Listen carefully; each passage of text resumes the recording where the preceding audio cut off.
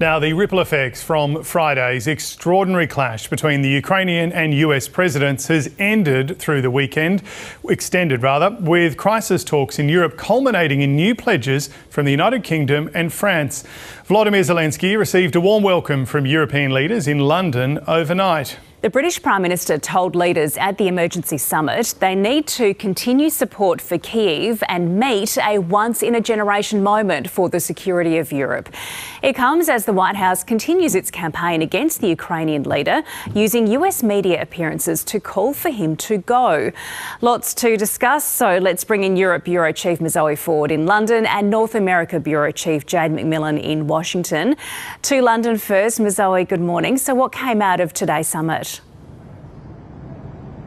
Good morning, Emma. Well, Sir Keir Starmer, the British Prime Minister, emerged from that summit to say that we were at a crossroads and it was time to act. He said the UK, France and others would work with Ukraine to come up with a plan to stop the fighting that they would then take to the US and hope to move forward together. Sir Keir Starmer said there was a 4-point plan. Firstly, to keep military aid flowing and to keep economic pressure on Russia.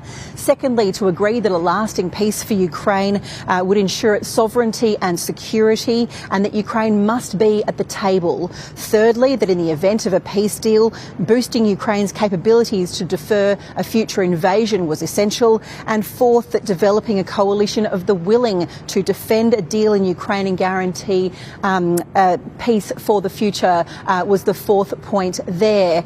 Sir Keir Starmer also announced £1.6 billion, around 3.2 billion Australian dollars of funding for 5,000 air defence missiles for Ukraine. He said the UK was prepared to put boots on the ground and planes in the air to help as well.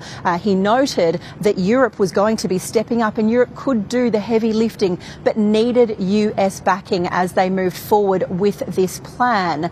Now, during the press conference, Sir Keir Starmer was asked whether or not European leaders at the summit had discussed going it alone without the US, whether they needed the Trump administration to move forward, and whether or not they now considered Donald Trump to be an unreliable ally.